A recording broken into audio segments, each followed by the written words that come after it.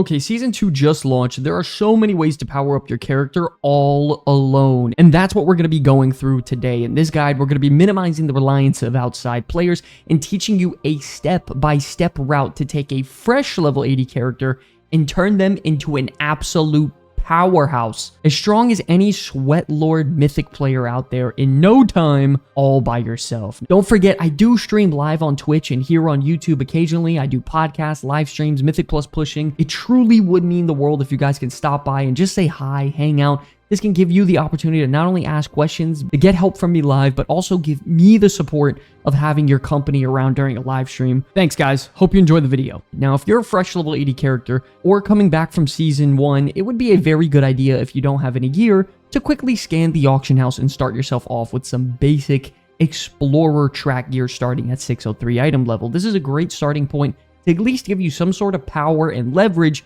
to defend yourself and kill mobs at a decent rate. So if you have any gear from the previous season that's below 600 item level, I would absolutely go into the auction house, scan what you need, and buy a few pieces. Even if you were to buy a full set of Explorer gear, it can cost anywhere between like 10 to 15,000 gold, which is very easy to come by, and you'll make back in no time. Trust me, if your loot is worse than 603, you're gonna run into problems. Now that we've had some decent gear to be able to defend yourself, I highly recommend completing the Undermine campaign first. Progressing through it will allow you to unlock the drive feature, which gets you around the Undermine very quickly. It'll give you access to world quests and all the other side bits of content in the Undermine that is important. So you should have the quest right in your quest log called When Opportunity Explodes. But if not, just go to the main hall in Dornegal and talk to the goblin inside to accept it. Additionally, while you're out completing your story quest, I would open your world map and start prioritizing world quests that give you free loot. A great add-on for this is called World Quest Tracker, where you can get off of CurseForge, the app, which organizes all of your add-ons. This will highlight and show all of the world quests across all of the zones and give you the opportunity to target farm any Valor Stones, gears starting at Explorer, and even shooting up to Veteran. And this is a great way for you to get out there, test out some basic builds in combat at defeating enemies, and get used to being in the world solo. Not only that, when you're out there, particularly in the new zone of Undermine, there are going to be a ton of opportunities at killing rare enemies that have a chance of dropping some loot,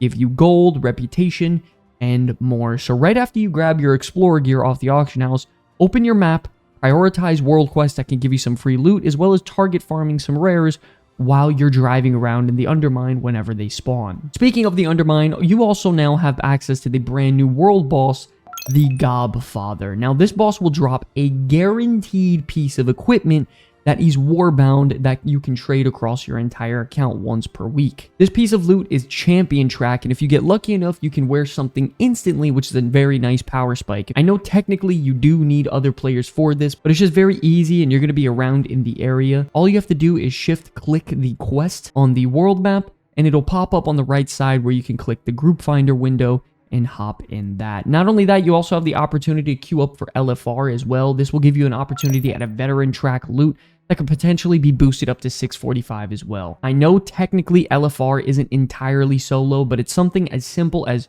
queuing up in the looking for group tab, and something that takes less than 20 minutes to do with pretty much zero stress involved. If you don't care about grouping at all, of course, these are things that you can skip, so don't even worry about it. It's just something that is so easy and involves such little stress that I feel like it should make the list. Next up, at this point in the game, you should be earning renown and gear at a decent rate. If you've already played the War Within Season 1, your renown tracks for all of those reputations should be at a spot to where you can earn completely free rewards from these reputations at their renown vendors. How this works is that as you progress through these renown tracks, you earn rewards on your character across your entire account for free. So if you take an alternate character and go to these vendors, you'll get absolutely stocked with a bunch of free rewards for doing literally zero work and giving you a massive jump into the season. For example, you can see me do this on my character, and I'm just completely getting decked out with a bunch of resources that are required to progress through some of the more difficult content in the game. So definitely fly around, go to all these renowned vendors in each zone, and collect these rewards. They can give you bountiful delve keys, valor stones, carved undermine crest, and even more, so definitely do not miss this. Now, at this point in the game, you should be powerful and skilled enough with your character to handle the weekly quests across the War Within. This includes the Awakening the Machine, which has a brand new feature to send all 20 waves at you in succession much faster. you have the theater troupe, you have spreading the light in Hollowfall, and even the new weekly events in the Undermine. All of these are very straightforward to complete, and the first couple of boxes that you open every single week will give you free veteran items that will be fantastic in boosting your progression and player power. If you're lucky enough to get a veteran weapon, you could shoot it all the way up to 645 at the gear upgrade vendor, which is massive in terms of player power and give you a nice little power spike. Not only that, these weekly quests will earn you bountiful keys inside of these chests, which we'll talk about a little bit later, which is our primary source of earning the best gear possible. Additionally, I know this video is for completely solo content, but if you do want to do a bit of activities that involve some other players in the looking for group tab that is very trivial and that can also offer you some free loot and experience some of the new dungeons, you could do looking for group on the dungeon tab at the heroic difficulty. Once again, this is something I just wanted to throw out there because this dungeon content is very, very easy. That pretty much a 5-year-old can do it, and it could give you some adventure track pieces that could shoot you up to 632 item level. Once again, if you want to stay solo, that's completely no problem. You could skip it. I just wanted to add it just in case anyone was curious. Now, another fantastic way that I love to get powerful pieces of loot guaranteed is by using the crest crafting system. For a lot of new players, this system is very confusing, but the general idea is that for all the content you complete in World of Warcraft, you occasionally earn what is called crests. You can take these crests and spend them at one of these vendors in Dornogal to earn a crafting material that you can use on a craft to give it a big jump in power. One of the easiest ones to do this for is the Weathered Crest, which is earned from Delves tiers 1 through 5, World Quest, Heroic Dungeons, and LFR. Now, even though my Warlock has an item level of 640, I'm still able to use this system to boost my power on the Weathered Crest track for my shoulders and legs because they are 619 item level. If you're good enough in crafting, you can just use this yourself and craft your own gear, but sadly, I'm not the best crafter out there for crafting cloth gear, so I went to the crafting order vendor in Dornogal located here, and I went to the cloth subsection. I filled out the orders on both the shoulders and legs, and I added specific things like stats for like haste and mastery, because those are my best in slot stats, that made it suited for me. I added a commission and put in the note tab to request it for tier 5, and just like that, minutes later, I took pieces of equipment that were 619 item level and instantly jumped them to 629 with my best in slot stats. I cannot express how easy this is. This is on a character that was 640 item level, so using something like this is going to be critical to be getting gear that's very powerful easily for you and replace some of those garbage pieces you may have. Okay, now that you've done all the content beforehand, you've crafted all your gear and you're at a decent item level, you should be powerful enough to push into the premier content for the solo player experience in WoW, and that's going to be Delves. If you don't know, Delves are like mini solo dungeons that have a variety of stories and difficulty tiers and are an incredibly fun solo player experience. Now, when it comes to your companion, Bran,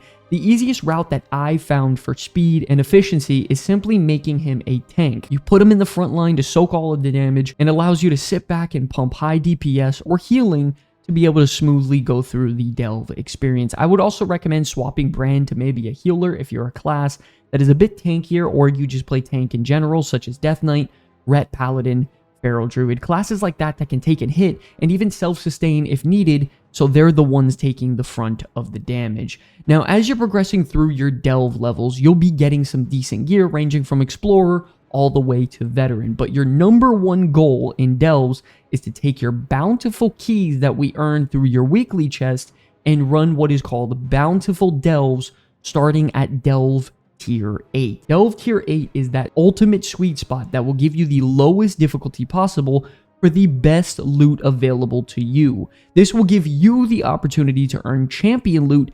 guaranteed at the end of every bountiful delve in the chest, as well as fill up your Great Vault to earn a hero track piece of loot up to 3 times in your Great Vault, which is incredible. This means by using your keys, you can get loot that can be shot up to 658 champion track and earn yourself a guaranteed hero track through your vault that can shoot up to 665. There are also Delver's bounties, which is a piece of loot that drops at the end of the dungeon occasionally, which are like treasure maps that you activate before you enter a tier 8 delve. When you do this, you guarantee a hero track piece of loot once per week to drop at the end of that delve, which is a very big deal. So right off the bat, we have multiple ways of earning hero track gear weekly, which is equivalent to heroic rating gear. And we're also doing this entirely solo at a very fast rate in tier 8 delves, which aren't too bad if you have Brand tanking for you. Now, if you feel as though you're strong enough, you can still continue to advance through the delve tiers, but this is where things tend to get pretty difficult. The mobs start to have way more health,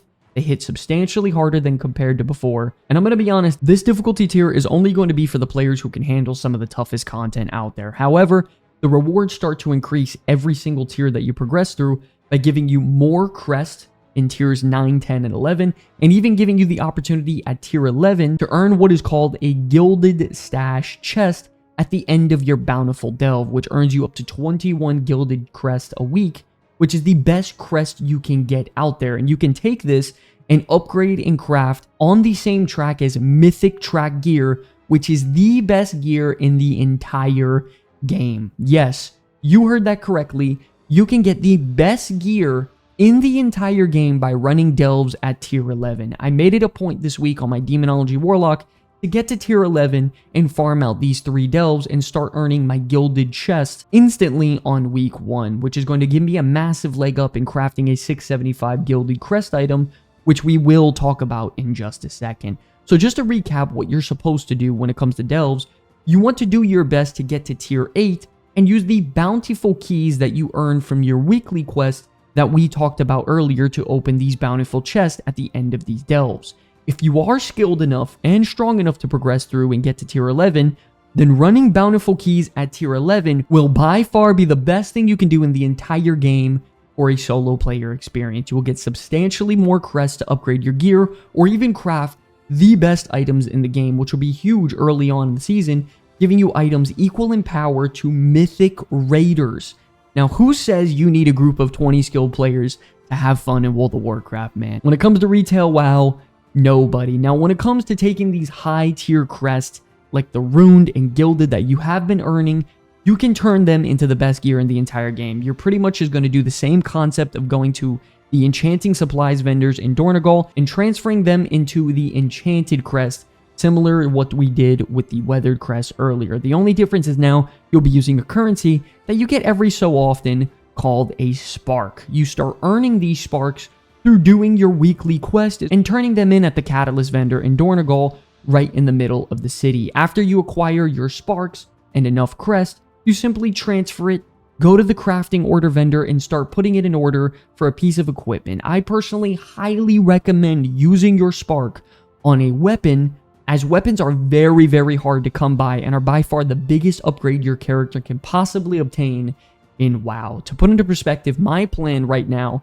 is to farm out these tier 11 delves as much as I can and earn as many gilded crests as possible. I farmed out 25 gilded crests in the very first week, which means I can farm out another 25 next week starting this Tuesday. From there, I'll only need 10 crests left to buy out the crafting material, which if I use in combination with the spark, to obtain a 675 item level weapon, which will by far be one of the best items you can obtain in the entire game throughout the entire season. This will give me such a large spike in power in terms of DPS that I'll be able to do substantially more damage than ever before. Now, if you can't farm out tier 11 bountiful delves, that is okay, because you can still do the same concept of transferring runed undermine crest into your crafting material and craft a 658 weapon. Additionally, a way you can earn a completely free runed harbinger quest is going to be by defeating Gallywix in the new Liberation of Undermine raid. But I know what you're gonna say, oh, I'm not joining raid because I want to play completely solo. This video is a lie. Well, Blizzard actually made that okay too, because starting on March 11th,